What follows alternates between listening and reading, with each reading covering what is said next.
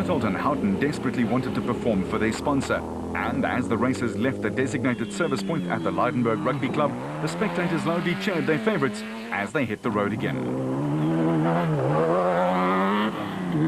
Jack Beckham and Lucio Santoro in the third Ford Racing in Class E were chasing Yanni Visser and Yorks Leroux in the lead on elapsed time, with the Zermattens keeping them in their sights and leading Class D.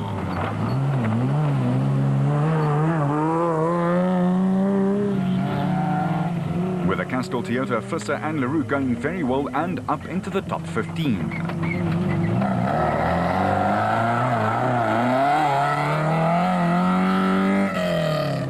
The Weichholz, Cliff and Louis were second in class, just 3 odd minutes behind the Zermattens, and needed a big push.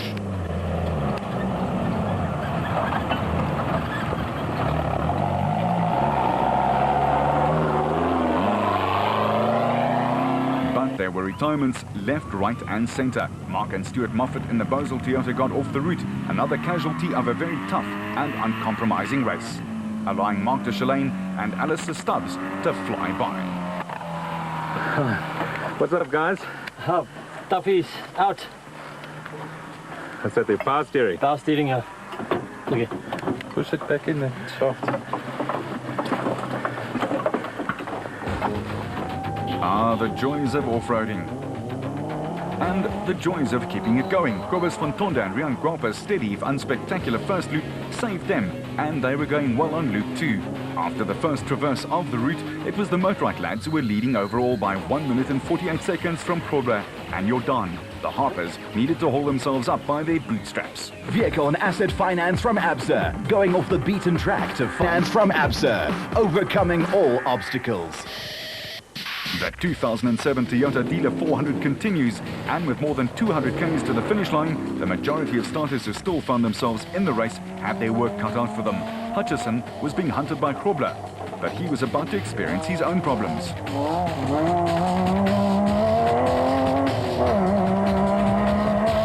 The mountainous forest tracks needed complete concentration, and that's where Cox and Ter Stege came into their own.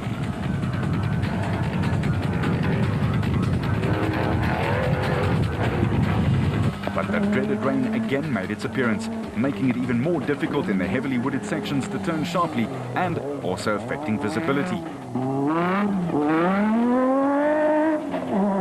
Voss was pushing hard, and so was the Specials points leader Nick Harper. The two situations almost mirrored each other in the two categories.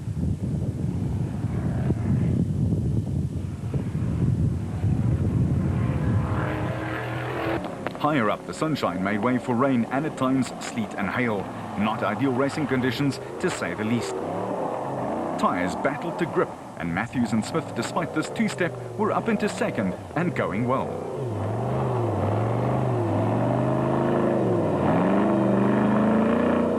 That's where clutches take a battering. It may have been Christmas card pretty, but not so for the racers. Berthold and Harkes with a little 4x4 polka.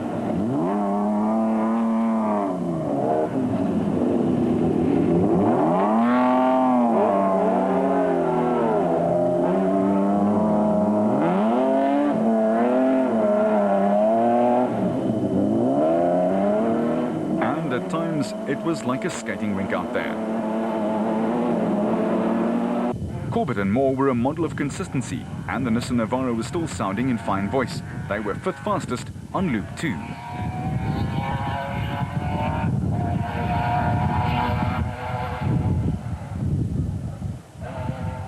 While Variawa started to open up the taps and let her fly.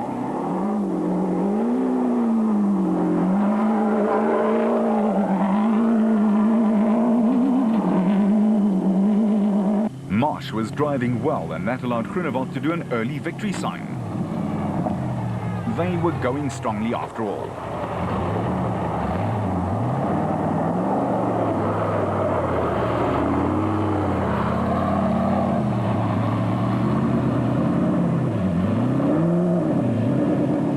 And you certainly want to read the road book well here. Just imagine getting lost in there somewhere. Luckily, Whitehouse and Carlson had no such worries.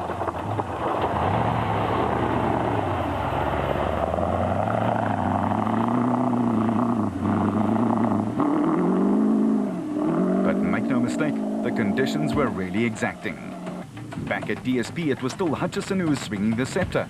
The Motorrad squad were delighted with his great form and a solid lead of several minutes.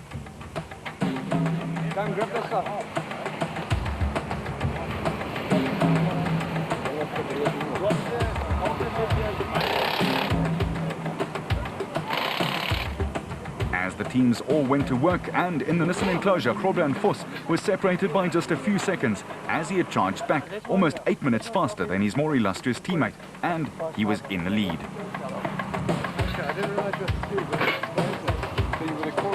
And you know it's rough out there when the spare tire straps break.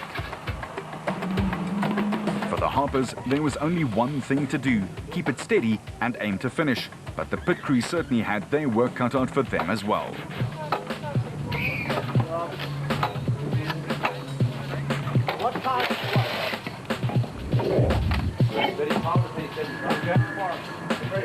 Cox was riding a very consistent race, and he was clearly in a mood to finish, something he'd not been doing consistently this whole season.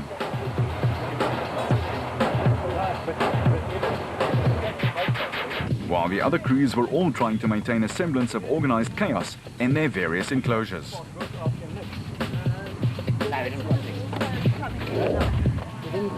Corbett and Moore had started 16th overall and had put together a great drive to snake their way into the top 10. With Tollefson and his stand-in co-driver VZ van Sale also doing a fine job of holding station just outside the top 10 overall. Everybody gets a job in the off-road family, and trust us, it all helps. Naheem Mosaji, though, had more pressing things to worry about. Just got a problem with the wheel bearings loose, shaving on the caliper, and we were losing a bit of brake, so I think it's just that. Hopefully we get it sorted out quickly and we can move again. And things were not going well for the Toyotas. Yanni Visser and Joks Leroux were at least leading Class E, but there were some worried faces around the Castrol Hilux. As for Berthold and Houtensteed, well, they'd obviously hit something rather solidly, and they'd had some water troubles too. Bit of a hard day. Got a slow puncture in a massive rainstorm. The car then slid into the ditch while the wheel was flat. You couldn't pull it out. It went deeper into the ditch. And then while the car's in the ditch sideways, upside down, the bank of the river starts flowing into the car. So now he's going to drown inside the car. So we got out, and very nice of Cliff Archel to stop, turn his car around and pull us out backwards. That was after like 2 hours. So I suppose that's a very nice spirit for him in off-road racing, and I can really thank him, because we'd be there for the next 2 days. And that is indeed what makes this sport what it is. At the risk of losing a championship or a podium finish, other drivers will stop to help a colleague. Not many sports left where that happens these days.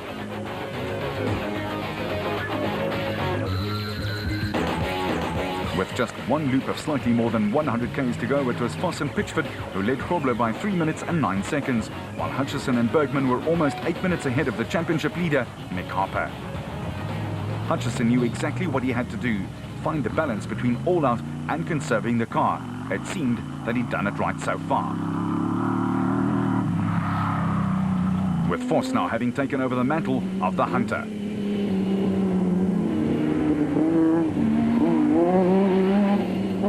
And Grobler doing exactly the same in his stablemate's dust.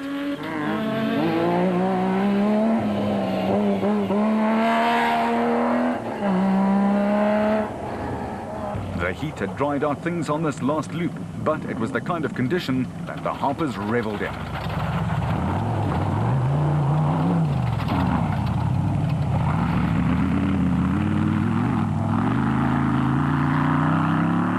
On elapsed time, Matthews and Smith were firmly ensconced in second place, about 4 minutes ahead, and they knew that they just had to hold station.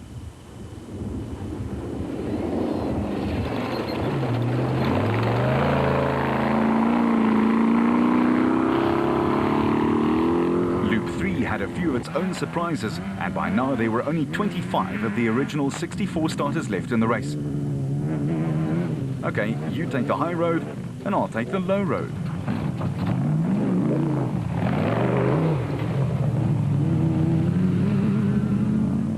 Variawa and Rousseau were still plugging away, but they too would have a race halting happening soon after this.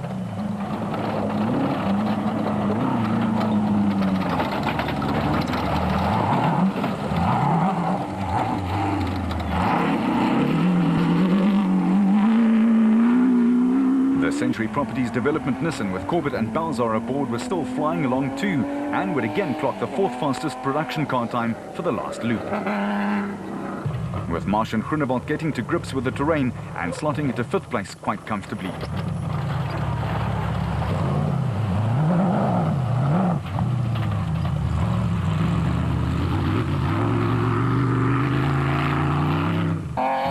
Adventurer and mountaineer Tollefson would have loved to have climbed some of this stuff, but apparently he enjoyed driving it just as much. They were up from 18th place, a grand show.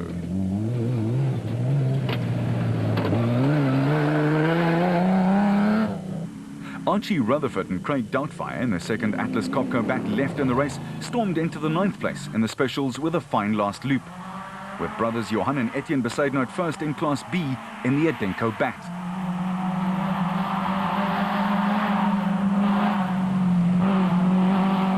Hopefully heading for home.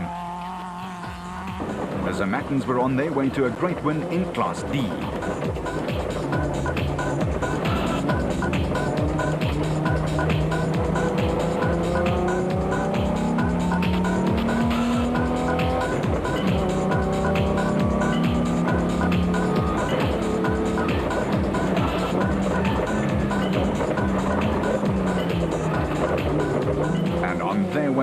Holding back absolutely nothing. The De Bruins were 9th in the production car class and 7th in the SP race. Meanwhile, the Weichholts got their charge going again and would take 2nd in Class D by 7 minutes, a very solid showing. But they got ambushed from the side by the Mickerin lads.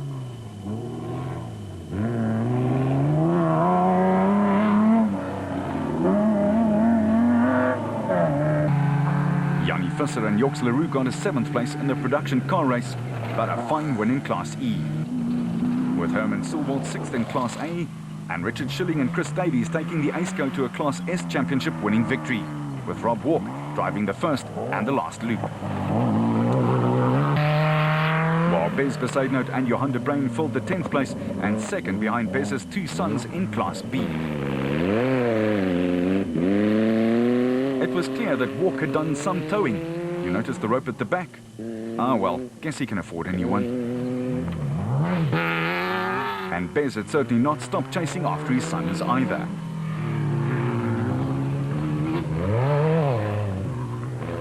The 11th in the specials went to Whitehouse and Carlson, who were 8th in class.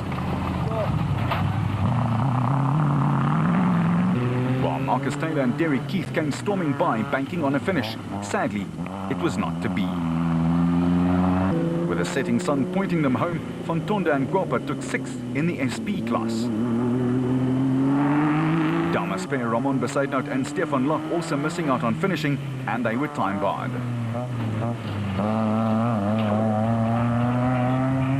But at the finish line, it was a standing ovation for Evan Hutchison and Kim Bergman, who triumphed in 6 hours, 23 minutes and 41 seconds, putting the championship pressure squarely back on the Harpers for the last race at the Ford Carnival City 400.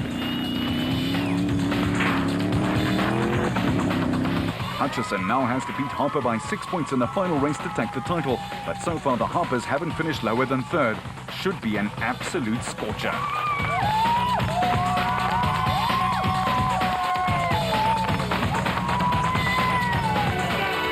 Voss was exuberant and rather flashy as he rounded the last corner, knowing that he had won the national championship for the 2nd time.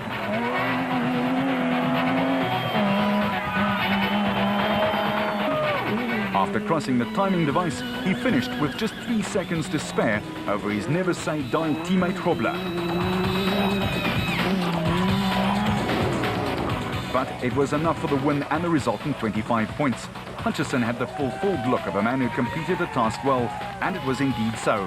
The Motorride crew enjoyed the moment. Voss and Grobler celebrated a 7th consecutive win in 07 by driving in side by side, and Nissan Motorsport team manager Glenn Hall got the congratulations from teammates and the opposition.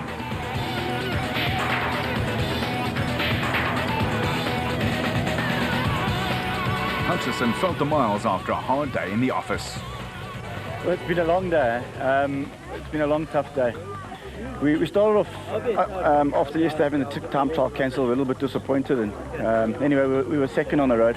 We got past Gary first thing in the morning, and we've been in the lead since then. You know, it's been quite nerve-wracking.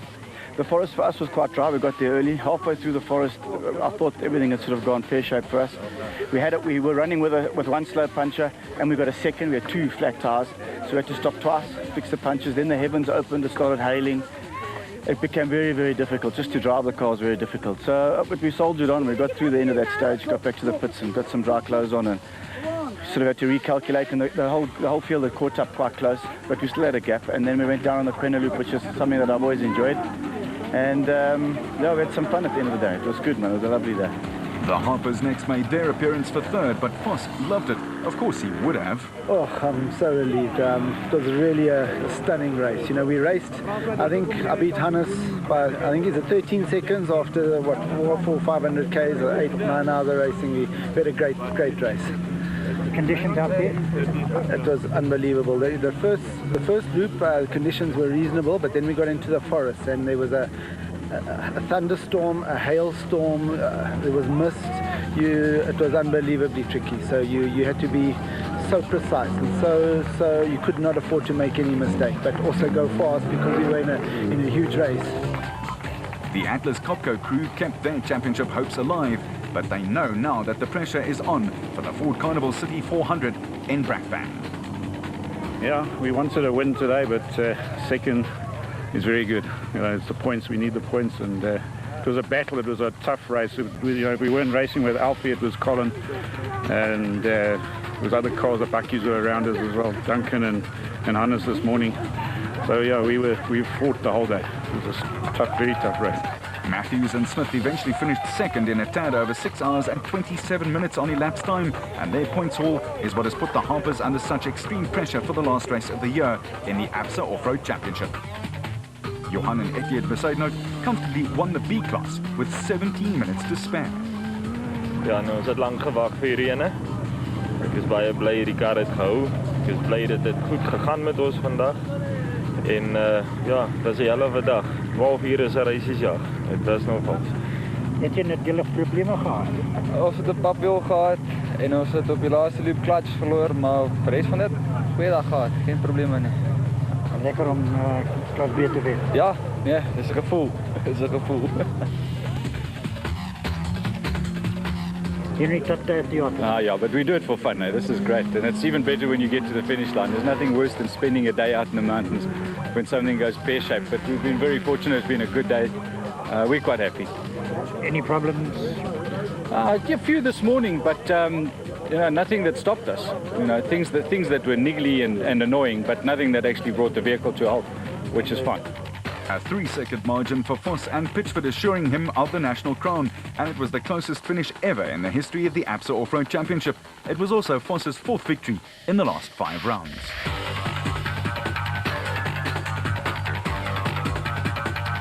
Hutchison and Bergman took a 2-minute and 51-second victory home, with the Harpers losing out to Matthews and Smith by 5 minutes.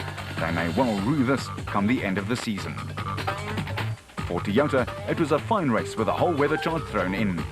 Yeah, the Lydenburg event has always been a brilliant event for us, and this year has been better than ever. You know, the conditions have been extreme, from pouring down rain and hail to bright sunshine, and on the road, rocks, fast sections and tight corners through the forest.